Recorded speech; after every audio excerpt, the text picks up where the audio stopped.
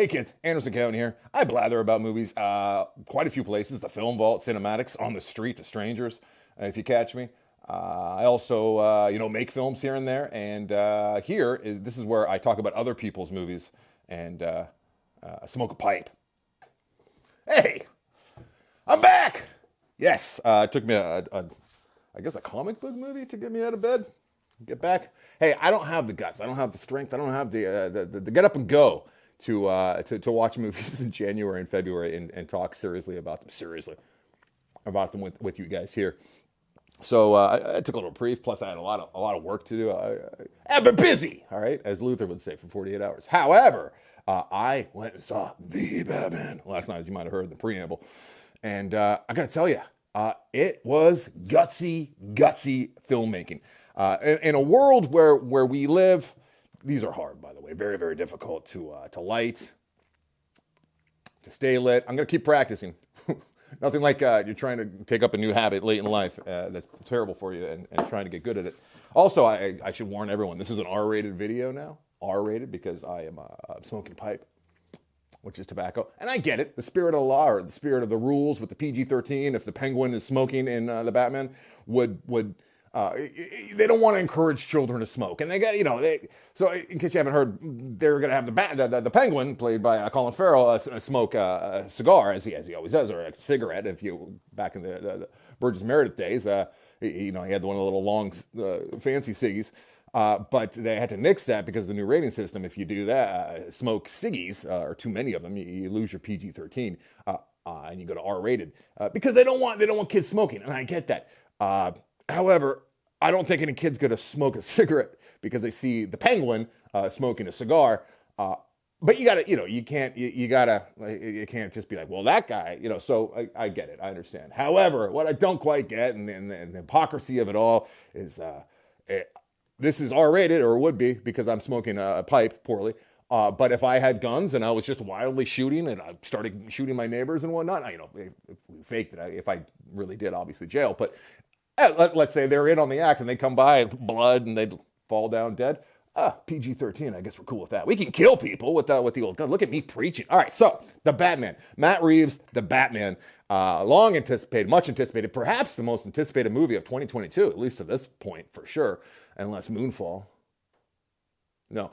So this is ballsy filmmaking, and I tell you why. They credited, I think they had to, credited Bill Finger and Bob Kane for the creation of Batman, right? DC Comics. And we live in a world, stay with me, where, everything is, everything is a reboot or derivative or prequel, sequel. However, I didn't see this coming. I don't think many of you did either.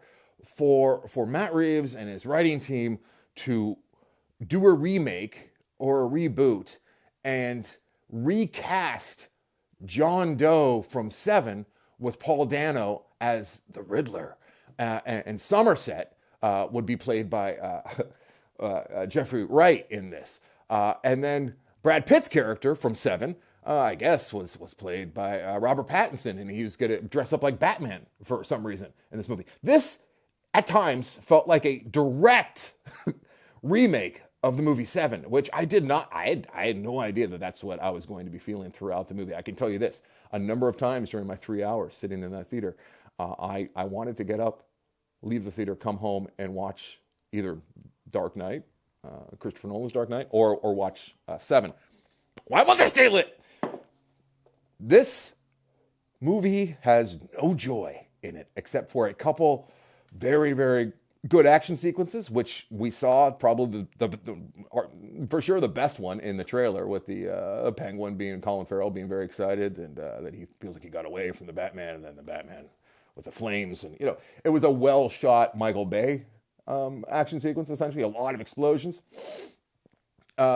It's a caper mystery, which I also didn't see coming. There was times where I waited. I would not have been shocked if Robert Pattinson pulled out a magnifying glass and started doing it a little while he was trying to figure out the clues. And here's my main problem, beyond the fact that there was like maybe two places where I could laugh, and I did every chance I got. Paul Dano's got some good performances towards the end where he's pretty upset, which was kind of funny. I don't think I was supposed to be laughing. I was the only one. Oh, somebody was going like this! The slow clap, and then everyone else started clapping around him after the aforementioned, previously mentioned fireball sequence, which was good. Oh, I don't dislike this movie. And for a DC movie, it's probably top tier. In fact, I would say that it's top 4. But I have not seen. I've saved myself from some of them, but I've seen a lot of the DCs. Also, I should say this: I am not a comic book fan. I think you guys know that. A lot of you do. Also, I'm not a fan of the noir or the hard-boiled, lack of levity type movies. This one is very, very dark and noir. And Matt Reeves, of course, I mean, he's the director of Pallbearer with David Schwimmer and Gwyneth Paltrow, if you remember. And then he directed some Felicity as well in his earlier career. He's moved on to darker things with the Let Me In, the remake, and then also, of course, a couple of the Dawn of the Ape movies, which I loved. I love those movies. So back to the the mystery element. Here's the main problem: is for the 3 hours of being in that like mid-90s doom and gloom, grungy. It's grunge with a gothic flair. It's funny too because Batman came at a time when it was created with Gotham, which was New York, obviously, when it was the rotting apple, and it was really bad times. Before it was Disneyfied. I mean, nowadays with Giuliani's, at least Times Square, it's Disneyland. It's absurd. I know there's still a lot of crime and whatnot. It's a big city, but they have to dirtify and grime up the place for a place that no longer really exists. With the way that Gotham was originally imagined. But yeah, so you're in the actual theme that runs through this entire movie is that very depressing Nirvana song, which says something because Nirvana had some pretty doom and gloom songs, and it's throughout the whole thing. And I credit it for keeping that tone throughout the whole movie. However, that's just a long time to sit with doom and gloom and life sucks. The biggest problem, though, that I got is he's trying to. They're all Jeffrey Wright and Batman are trying to figure out who this crazy Riddler is, and I mean, we all know that it's going to be Paul Dano, right? We all know that it's going to be the Riddler. We're seeing glimpses of him here and there, and there's really not that, like, I must know, I gotta find out, like you have when you're watching something like Seven, where, like, who is this John Doe? Who is perpetuating these incredibly vile, if not inspired murders? Like, you have to know, and then when you finally detective, like when you get to that point, it's like, wow. When you get to the point where it's like the Riddler, it's like, yeah, I know. And there's so much like, I think I might know. This is what he means. It's Seven meets Sherlock Holmes with Batman running throughout. I walk into every movie hoping to love it. I really thought I was going to love this movie. This is a 3-star movie for me. I know people are losing their stuff over it. All right, I'm already R-rated. I might as well just let the expletives fly. But we deserve a little better. This is not progress. When I see a movie, even if it is a reboot or whatever this you want to call this, I would like to see something I've never really seen before. And other than that action sequence in the middle, perhaps the inspired action sequence or doomsday device and stuff happening at the end with the water. I'm not spoiling anything. I'm being very vague, but I'm not seeing like something new. I'm seeing you just walk out of there just like depressed. I walked out of Dark Knight feeling energized. I'm like, oh my God, I'd never seen anything like that. Hans Zimmer's score really helped the Dark Knight 2. Back to the score with a slow, plodding Nirvana beat and at times song, kind of dragging us through the muck and the mire that is this movie. It's grunge, it's Deftones, it's mid-90s angst, teenage angst. This movie felt like a movie from the 90s. People love it.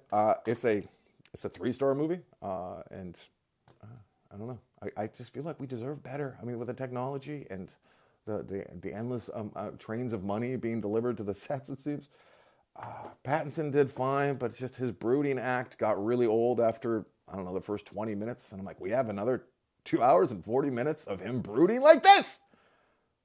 Zoe Kravitz was good, better than she was in Kimmy, I guess. But what does that say? I guess they tried to ground her Catwoman a little bit more. Oh, I didn't even say this. Okay. The social climate was definitely injected into this movie, and maybe I'm being jaded, but it did not feel authentic. It did not feel like it came from a place of good. It felt like it came from a place of necessity, and I don't know if I'd recognize that, or I don't even know if I'm right, but I don't know if I know I wouldn't recognize that if, you know, I was looking at this movie from 20 years from now, looking back on it and going, oh yeah, that was going on. Because I love looking back at movies, and I call them time capsule movies, because a lot of movies are time capsules. You can figure out what's going on culturally by watching a movie and with the political views and whatnot. This one, it just felt like it was angled in there and forced in there. But hey, you know, you could do way worse for a March movie, and it's probably gonna be one of the best movies to come out in between now and the end of summer. But I'm just I'd seen it all. We've all seen it before. Oh, and I did not. So they give her this mask, talking about Zoe, which it went like here, and then up here, and then it went across here. So all this was totally exposed and all this, and it just looked wrong. It looked like the kind of thing that, like, if you were getting dressed for a caper and you're kind of, you know, you had some jokes in you, and you're like looking at your friends going, what if I wore my mask like this? And you would laugh. Like, it's got the Eggman, Dr. Eggman mustache almost. It was ill-conceived, I would say. Her mask was ill-conceived, which is a strange thing to complain about. But I was very distracted by many things in this movie, but her mask was one of them. Next week, another one of these, and maybe I'll get this thing to stay lit so I can earn this R rating that I would get on the big screen. Thanks for watching, everybody.